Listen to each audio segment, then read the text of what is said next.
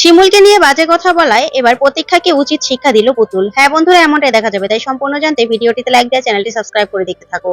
গল্পের শুরুতেই দেখা যাবে পুতুল যখন বাহিরে গান গায় তখনই ভিতর থেকে লোকজন বাহিরে চলে আসে আর পুতুলের গান শুনে সবাই খুব প্রশংসা করে।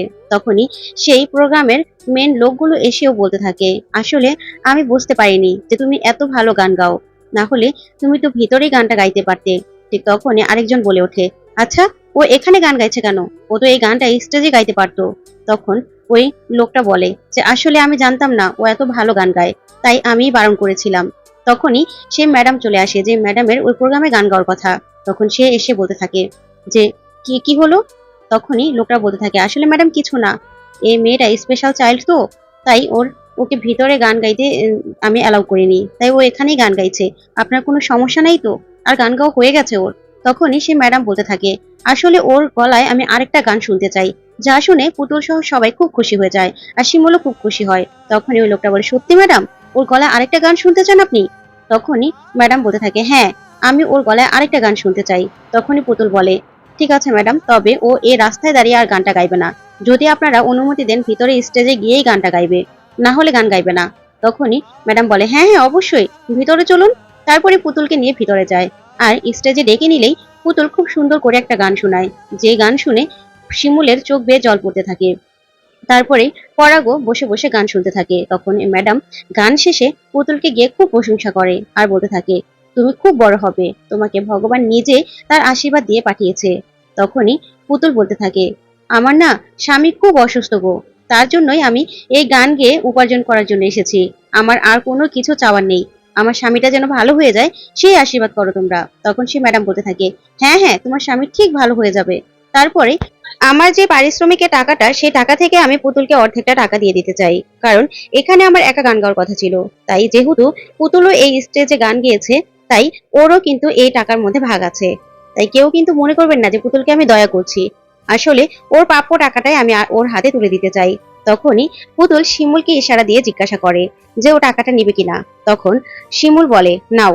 তারপরে পুতুল টাকাটা নেয় আর সে ম্যাডাম বলতে থাকে, তুমি না একদিন অনেক উপরে যাবে, তুমি গান গেয়ে যদি ভালো কিছু করতে চাও তাহলে অবশ্যই তুমি আমার সাথে যোগাযোগ করবে। তোমার ফোন নাম্বারটা দাও তো। তখন পুতুল বলে, আসলে আমি তো মোবাইল চালাই না, ওইখানে আমার বউ আছে শিমুল, ওই সবকিছু জানে, ওকে আমি ডেকে নেই। তারপরে শিমুলকে ডাকলে শিমুল বলতে থাকে যে ম্যাডাম আপনার কাছে আমি সারা জীবন কৃতজ্ঞ থাকবো। আসলে আপনি অনেক বড় উপকার করেছেন আমাদের। তখনই উনি বলতে থাকে, না না, ওর যে ভালো গলা, গানের গলা, ওর এই গানের গলার জন্য ও অনেক দূর যাবে, দেখবেন ও অনেক নাম করবে, আপনারা একদম চিন্তা করবেন না। তাই ওর সাথে যোগাযোগ করার মতো ফোন নাম্বার দিলে খুব খুশি হব। তখনই শিমুল তীর্থর ফোনের একটা কার্ড ধরিয়ে দেয় আর বলতে থাকে, এটা ওর হাজবেন্ডের ফোন নাম্বার, আপনি চাইলে ওর সাথে এই ফোন নাম্বারে যোগাযোগ করতে পারবেন। তখন ম্যাডাম খুব খুশি হয়। তারপরে দেখা যাবে শিমুল সহ পুতুল সবাই খুব খুশি হয়। তারপরে বাড়িতে গিয়ে পুতুল মধুবালাকে বলতে থাকে, মা জানো জানো, আমি না আজকে গান গেয়েছি, আমি টাকাও পেয়েছি, ওরা খুব খুশি হয়েছে। মা দেখো দেখো, বউ দে টাকাগুলো দে। তখনই সে টাকাগুলো শিমুল পুতুলের হাতে দিলেই পুতুল মধুবালাকে টাকাগুলো দেখাতে থাকে। ঠিক তখনই প্রতীক্ষা উঠে বলতে থাকে, ও মা, তোমাকে দিয়ে এখন আবার ব্যবসা করানো শুরু হয়ে গেছে, তুমি গান গিয়ে টাকা এনেছো, দেখি দেখি টাকা। তখনই পুতুল টাকার ব্যাগটা সরিয়ে নেয় আর বলতে থাকে, এ সাতচুন্নি, তোকে কেন টাকা দেখাবো রে? তখনই প্রতীক্ষা বলতে থাকে, তুমি বুঝতে পারছো না এখনো? তোমাকে দিয়ে তোমার স্বামীর চিকিৎসার নামে টাকা উঠাবে, তারপরে সেই টাকা ভোগ করবে ওরা। তখন যা শুনে অবাক হয়ে যায় পুতুল, মধুবালা সহ শিমুল আর পরাগ। তারপরে প্রতীক্ষা বলতে থাকে, মা তুমি এখনো বুঝতে পারছো না? তোমার এই মেয়েকে দিয়ে ওরা ব্যবসা শুরু করে দিয়েছে, রাস্তাঘাটে গান গাইয়ে তারপরে টাকা উপার্জন করবে, বুঝতে পারছো তো তুমি? যা শুনে শিমুল অবাক হয়ে যায় আর পুতুল বলতে থাকে, এই তুই এত বেশি কথা বলিস কেন রে? কোনো কাজের কাজ তো করতে পারবি না, শুধু শুধু সবসময় লাগানো চিন্তায় থাকিস। এই টাকা দিয়ে আমার স্যারকে আমি সুস্থ করব, আমার স্বামীকে আমি চিকিৎসা করাবো, বুঝেছিস?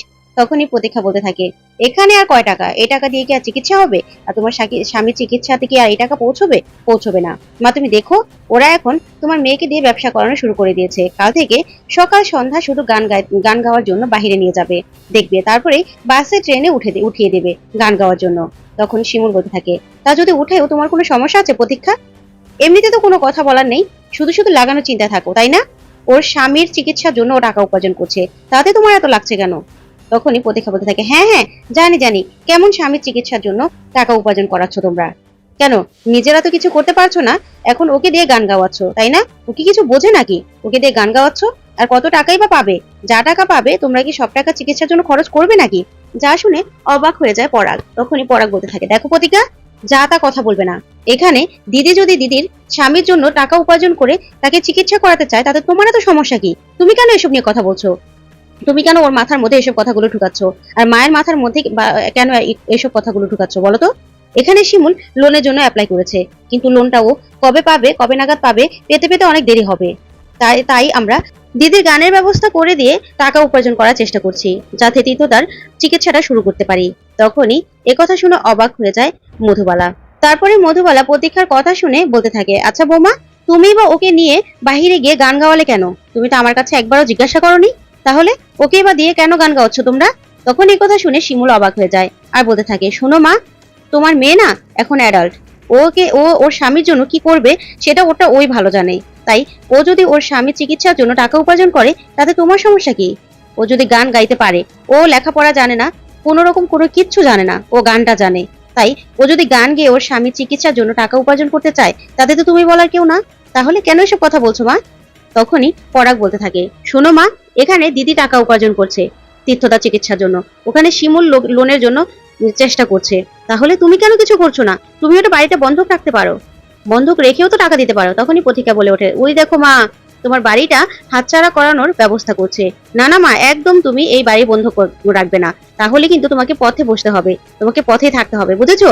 যা শুনে অবাক হয়ে যায় পরাগ, শিমুল আর পুতুল। তখনই একথা শুনেই ও মধুবালা বলতে থাকে, না না, বাড়ি বন্ধক রাখা যাবে না। বাড়ি বন্ধকের কথা যদি ওঠে, তাহলে তো তীর্থর দাদা আর বৌদিকে ওদের বাড়ি আগে বন্ধক রাখার কথা, তাই না? তখনই পুতুল বলতে থাকে, শোনো মা, তুমি টাকা দিতে পারবে না, তাহলে বড় বড় একদম কথা বলবে না, বুঝেছো? একদম তোমরা কথা বলবে না। তারপরেই প্রতীক্ষা বলতে থাকে, শোনো পুতুল দি, তোমার স্বামী না এমনিতেও বেশি দিন বাঁচবে না, সেটা আমরা সবাই জানি। তাই চিকিৎসার জন্য কি এমন টাকা খরচ করবে তোমার দাদা বৌদি, সেটা আমরা জানি, বুঝেছো? এই টাকাগুলো সব নিজেরাই ভোগ করবে। যা শুনে পুতুল রেগে যায় আর তেড়ে যায় প্রতীক্ষাকে মারতে, আর বলতে থাকে, তো এত বড় সাহস! আমরা এত কিছু করে যাচ্ছি আমার স্বামীকে বাঁচানোর জন্য, আমি গান গেয়ে টাকা রোজগার করার চেষ্টা করছি, শিমুল এত কষ্ট করছে, আর তুই কি না বলছিস আমার স্বামী মারা যাবে? তোর এত বড় সাহস! তখনই শিমুল আটকায় আর বলে, পুতুল দি, মাথা গরম করো না, তুমি মাথা গরম করো না, তুমি শান্ত হও, তুমি শান্ত হও। কিন্তু না, পুতুল বারবার করে প্রতীক্ষাকে মারতে যায় আর বলে, তোর চুলের মুঠিগুলো একদম ছিঁড়ে ফেলবো আমি, তোর এত বড় সাহস, তুই এসব কথা বলছিস? তারপরে পুতুলকে ঠান্ডা করলেই পুতুলকে বলতে থাকে, পুতুল দি, এত কথা বলো না তো তুমি। তখন পুতুল বলতে থাকে, সাতচুনিটা আর কি বা বলতে পারে, জানি তো, সবকিছু জানি। এই সাতচুনি নিজের স্বামীকে তো ভালো বুদ্ধি দিতে পারেই নি, নিজের স্বামী তো জেলে গেছে, এখন চাই অন্যের স্বামীও না থাকুক। তারপরে মধুবালা বলতে থাকে, পুতুল এত কথা বলে না। তখন পুতুল বলে, একদম চুপ থাকো তুমি, তুমিও কোনো কথা বলবে না। তখনই শিমুল বলতে থাকে মধুবালাকে, আচ্ছা মা, তোমারও কি আমাকে অবিশ্বাস হয়? তখনই মধুবালা বলে ওঠে, বৌমা, পরিস্থিতি পাল্টায়, তাই বিশ্বাস অবিশ্বাসের কিছু তো নেই। তুমি পুতুলকে গান গাওয়াতে নিয়ে গেলে, আমাকে না বলে কেন নিয়ে গেলে? আর কোথায় না কোথায় গান গাওয়াচ্ছ। আমার মেয়ে কিন্তু পথে ঘাটে গান গাওয়ার মতো মেয়ে নয়। তখনই শিমুল বলে ওঠে, শোনো মা, ও কোথায় গান গেয়েছে সেটা তো তুমি যাওনি, আর ও একবার কেন বারবার গান গাইতে যাবে। আর তোমার মেয়ে পথে ঘাটে গান গাওয়ার মতো মেয়ে নয়, তাই না? ভালো ফ্যামিলির মেয়ে। তাহলে তুমি কেন একটা টাকাও দিতে পারছো না? কেন দিতে পারছো না নিজের মেয়ের স্বামীকে? তুমি ওর দাদা বৌদির কথা বললে, তোমারও কি তোমার মেয়েকে টাকা দেওয়া উচিত নয়? তখন এই কথায় মধুবালা আর কিছু বলে না। তারপরে পরাগ বলতে থাকে, শোনো মা, আমরা যা করছি না দিদির ভালোর জন্য করছি, তাই তুমি যদি এসব কিছুতে কোনো টাকা দিতে না পারো, তাহলে একদম কোনো কথা বলবে না। আর প্রতীক্ষা, তোমাকেও আমি না করে দিলাম, একদম সাবধান করে দিলাম। আর একটা কথাও তুমি শিমুলকেও বলবে না, পুতুলকেও বলবে না। তখনই প্রতীক্ষা বলতে থাকে, আমাকে শাসাতে আসবে না দাদা, বুঝেছো? আমাকে একদম শাসাতে আসবে না, তাহলে কিন্তু পুলিশ কমপ্লেন করবো আমি। তখনই শিমুল পরাগকে বলতে থাকে, পরাগ, তোমাকে আমি বলেছি না ওর সাথে একদম কথা বলতে আসবে না? আমি আছি তো, তুমি একদম কথা বলবে না, ও মিথ্যে এলিগেশন আনবে, একদম কথা বলবে না। যা শুনে মধুবালা, পরাগ আর সবাই অবাক হয়ে তাকিয়ে থাকে।